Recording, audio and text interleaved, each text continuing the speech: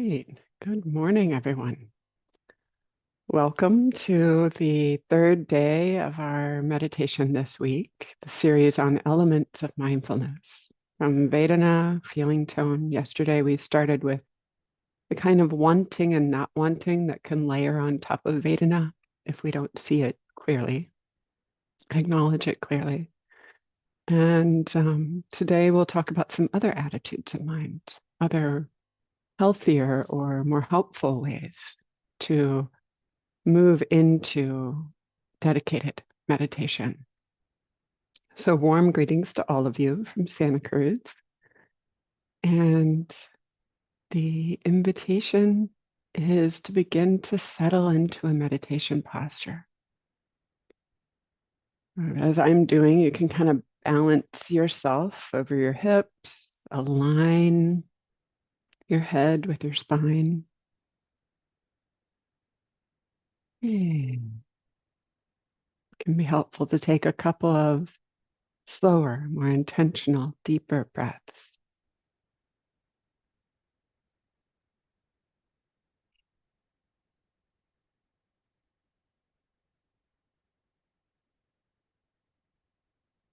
And just check out how your posture is, how your body is. Maybe scanning through briefly and noticing where the weight is distributed. Maybe over your hip points, buttocks, feet. If your back is against a chair, really taking that support in.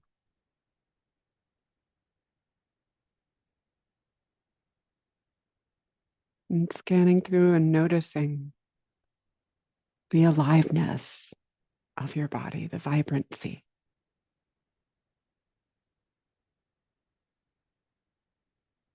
Warmth and cool, tingling or pulsing.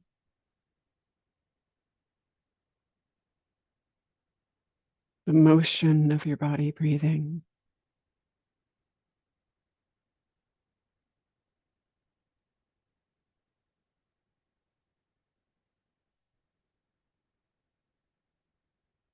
And then too, checking in with your internal posture. Are you leaning forwards, towards, or away, against, wanting or not wanting in this moment? Or is there a balance of internal posture, balance of mind and heart?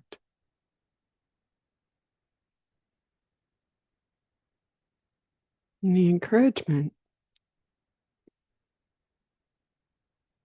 is to be receptive in these moments of meditation together and allow experience to flow through without leaning forwards or backwards. It's fine if you do, just notice. But noticing also moments of okayness, peacefulness, mindfulness.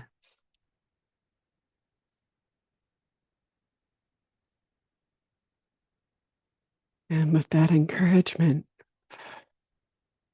relaxing just a little bit more on the out breath. And then allowing the breathing to be normal.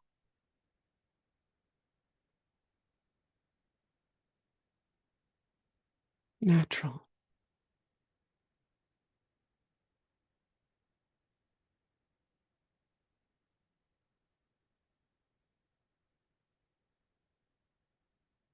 Tuning in to the felt sense of the moment. The wave-like action of in-breath and out-breath.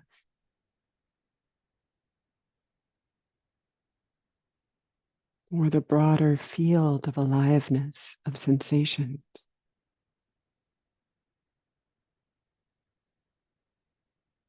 Or perhaps the coming and going of other sensory experience. like sound.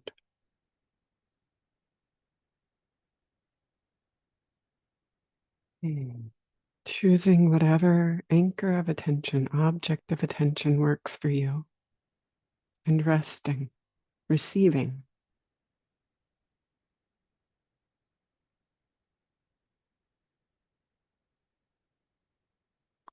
allowing the body, heart, and mind to come together in the experience of this moment now.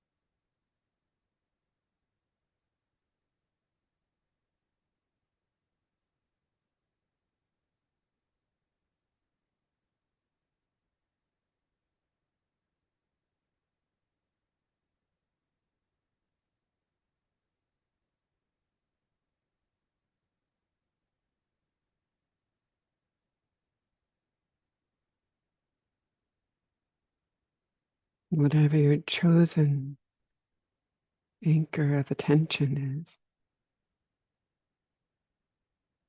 dedicating, dedicating yourself to being in contact with it,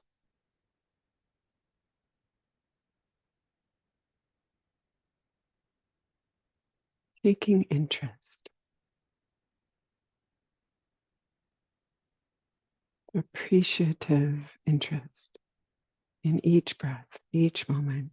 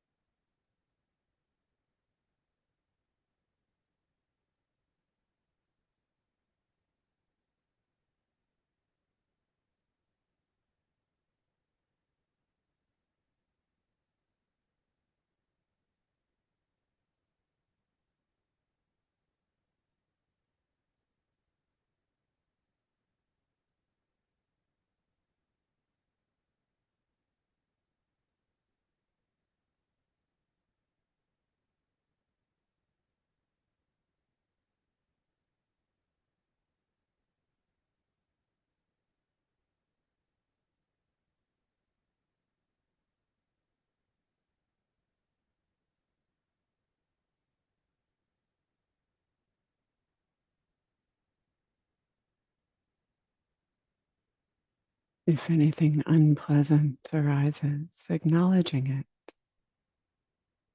simply. No need to push away, lean away, allowing space around it.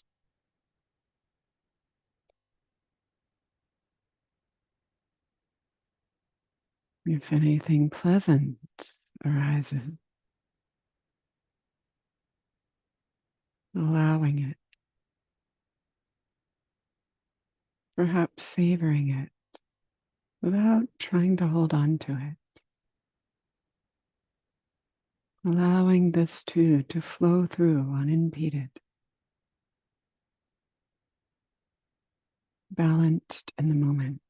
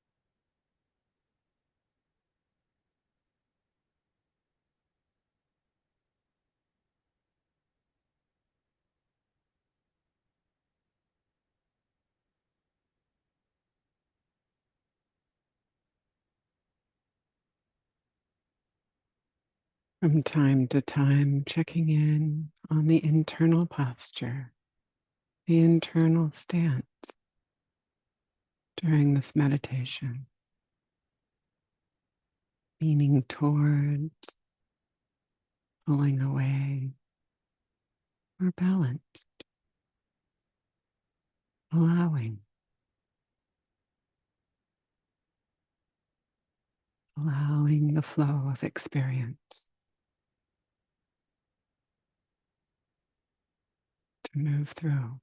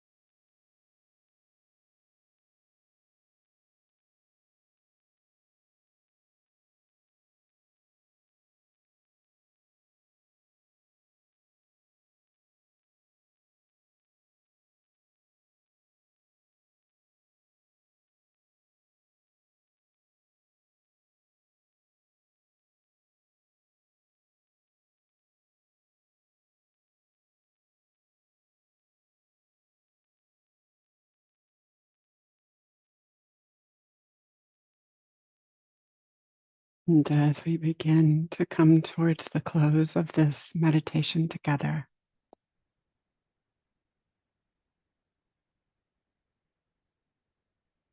the invitation is to recollect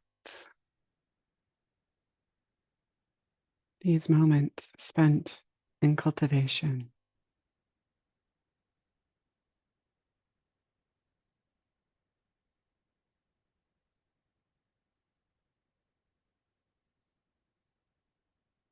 Appreciating, steeping in any moments of peacefulness,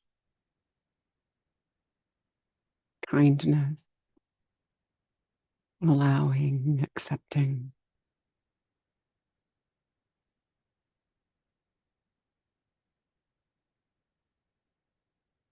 any kind of goodness. And from that place, being with loving attention, anything that may have been not so nice, not so pleasant. Allowing that too, with kind attention.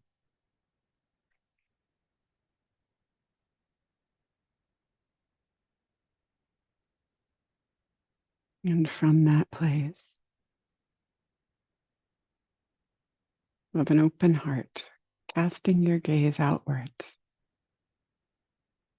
to the others in your life, other beings, people, animals.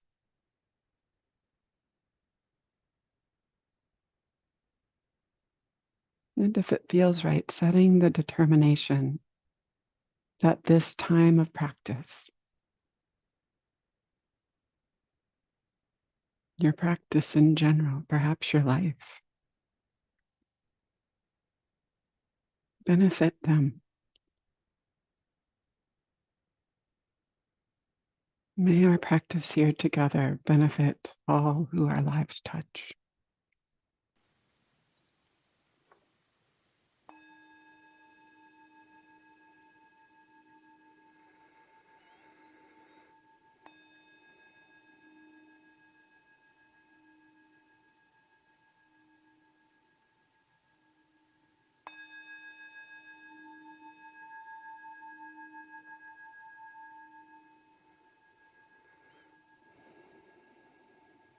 Thank you for your practice.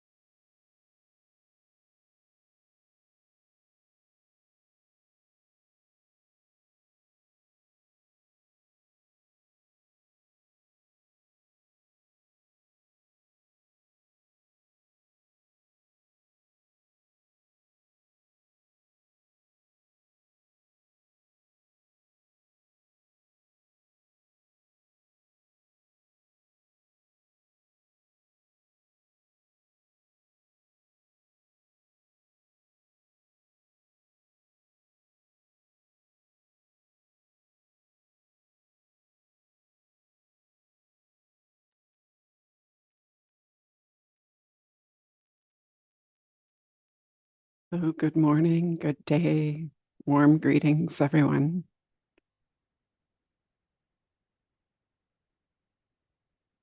Appreciate our time here together, meditating.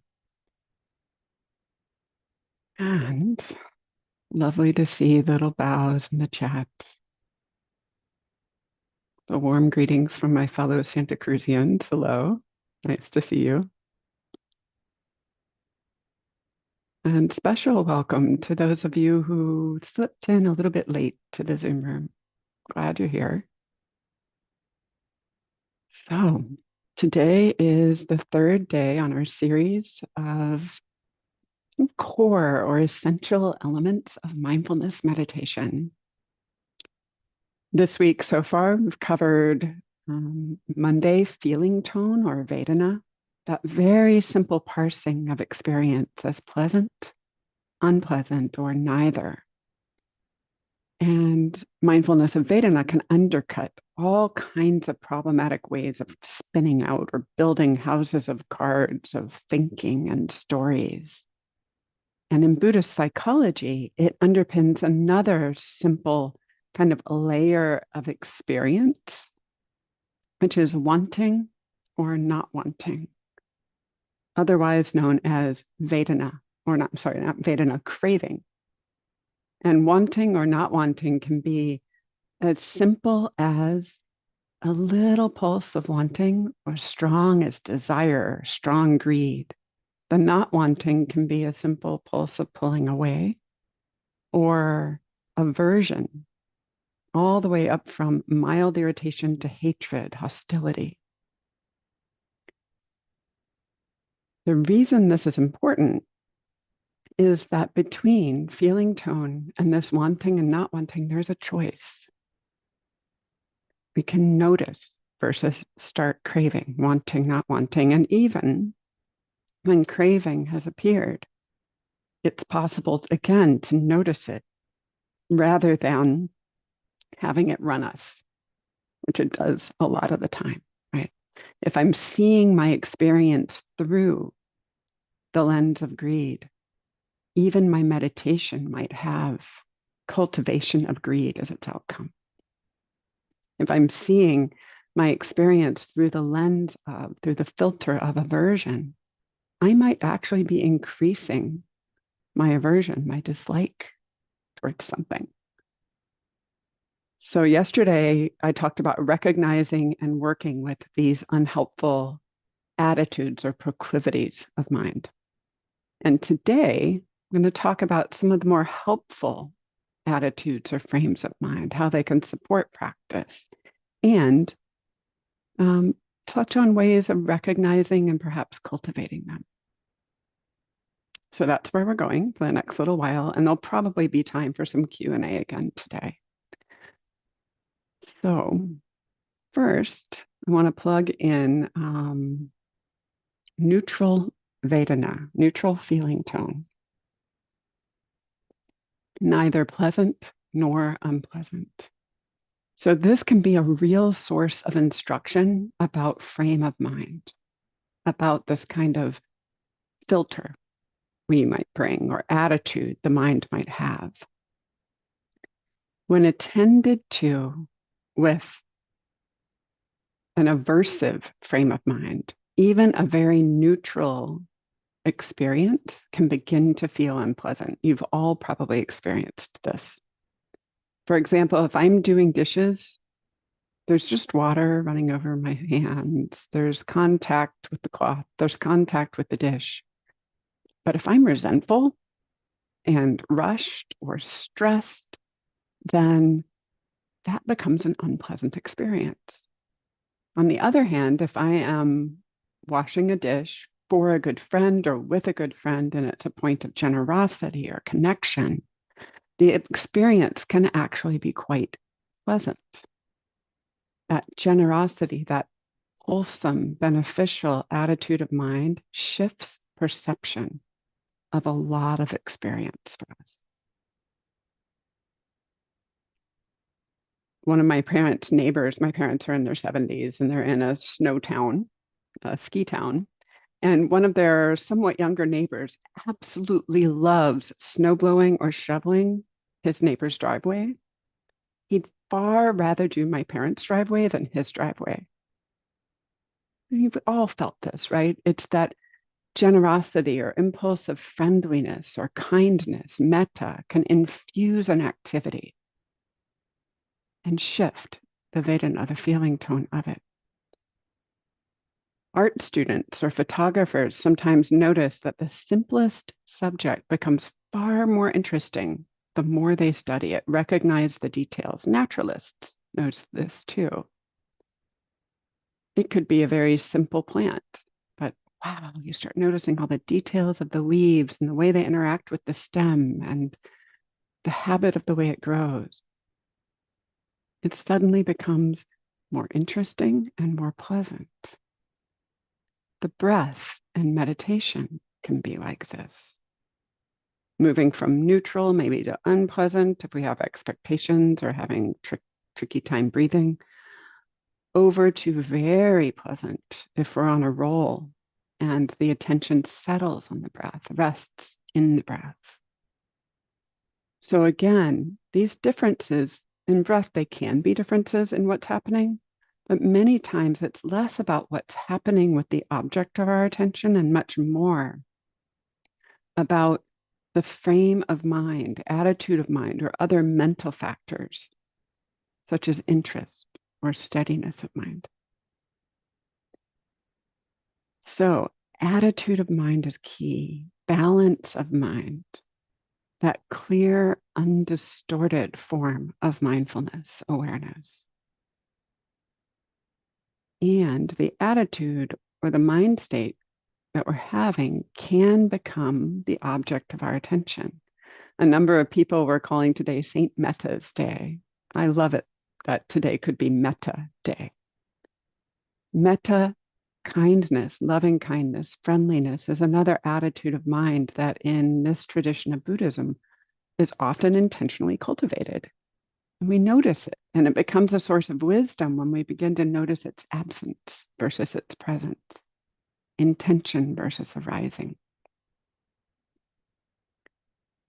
So sometimes, no matter what you do, it seems, you can come into a period of meditation with a very unhelpful attitude, irritation, wanting, sadness, whatever. Sadness doesn't have to be a problem, for example, if the mindfulness is brought to the experience of sadness, if it doesn't need to be another way, and if we don't necessarily need to believe all the thoughts that spin up from it. Mindfulness brought to unpleasant states of mind is a completely different experience than mindfulness experienced through them. Mindfulness brought to wanting or not wanting, greed or aversion, transforms them. It transforms them. So here are some ways that can be possible to shift from an unhelpful attitude, otherwise known as frame of mind, to a helpful one. Notice the simple knowing itself, the mindfulness itself. Sometimes this is enough, knowing that you're mindful, being aware that you're aware, to begin to simply be with whatever's arising. It can, if that doesn't seem accessible to you, for some people it feels quite easy, for other people it feels impossible, then simply noticing the absence of problems. By the way, folks, I cannot read questions while I'm talking. So if you hold your questions till the end of the talking, the chances of me answering them are much higher because they will disappear up the chat box and I won't be able to find them again. So hold them or copy them and paste them at the end. Okay. I can see them, but I can't talk and respond simultaneously here. So noticing the absence of problems. Thich Nhat Hanh called this noticing the absence of a toothache. Second, take a step back. Take a step back. If a difficulty feels charged, notice the charge. And if possible, bring kindness, compassion, patience to it. So body pain, knee pain, you can notice the pain with aversion, and that will make the pain worse. If you notice the aversion with aversion, that will make the aversion worse. If instead you notice the aversion with kindness, things can start to transform. Finally, trust the process. Trust the process. Confidence or trust in the process is so helpful. It can be a key condition for emerging from dukkha, from suffering, into joy or into other beautiful states of mind, if there is trust. So awareness of what is happening is key, and attitude towards what's happening can shift experience, no matter what level of experience you're talking about. The simple contact with experience, the attribution or parsing of Vedana or feeling tone can be shifted by attitude. And even an unhelpful attitude, despair, anger, etc., can be shifted again by kindness, patience, trust in the process. So that was a lot, but just to name that, discerning what conditions, what attitudes are helpful for your practice is a learning process. And it's helpful to keep in mind that it benefits from acceptance or acknowledgement of what's happening rather than contention. A sense of allowing or open interest, kind regard. So, all of the things I just named are beautifully balanced attitudes to bring to meditation and to these craving-based attitudes that you may notice. Frames of mind and attitude are the same here that you may notice. And for the purpose of mindfulness meditation, any object of attention is valid. So get interested. It can be fuel for wisdom, discernment, and awakening. Thank you.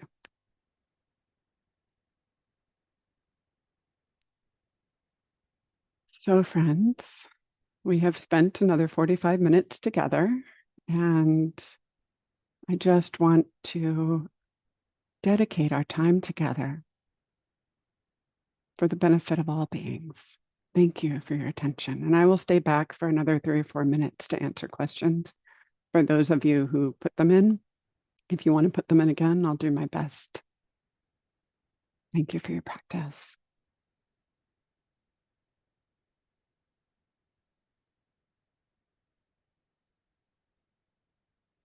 So Charles Lee, is it possible to have rapt interest in neutral Vedana or neither pleasant nor unpleasant Vedana without the experience becoming pleasant or unpleasant? I would say check that out for yourself. In my own experience, rapt interest actually is a synonym for piti, which is a synonym for joy or pleasure. So I would say it's possible to be very immersed in an experience and have it be neither, but probably not have rapt interest. Again, check it out in your own experience.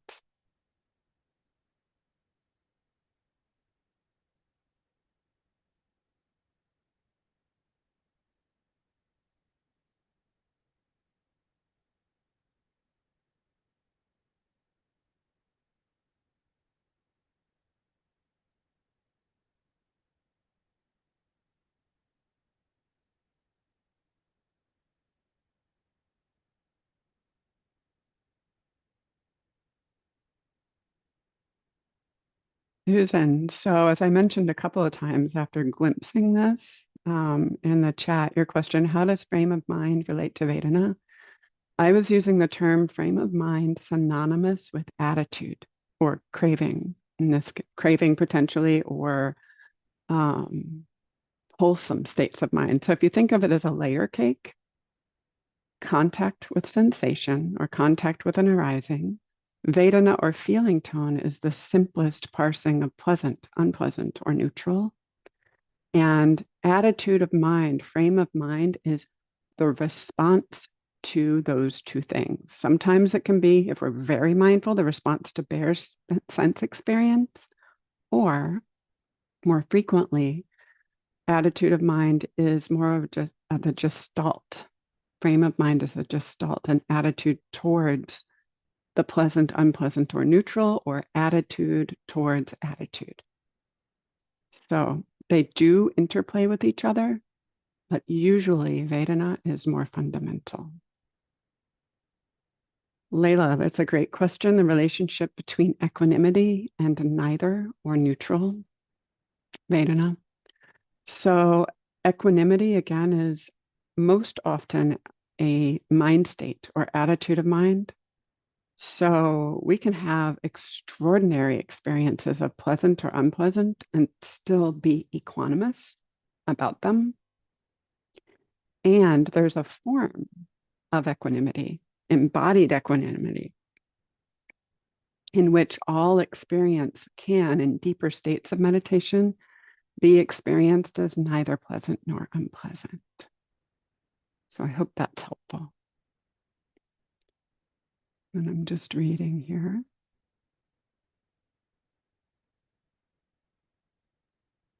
Yes. Good observation, Lorraine. A shift bringing mindfulness to worry from blame and hostility. Exactly. Exactly. It walks it down to a simpler level of experience. And that is part of what this practice can teach us, is ways to simply be with our experience without needing to project outwards into blame or hostility. So thank you very much, everyone, for your kind attention, for your questions, and most of all, for your practice and your sincerity. And we will be back tomorrow. So hope to see you then.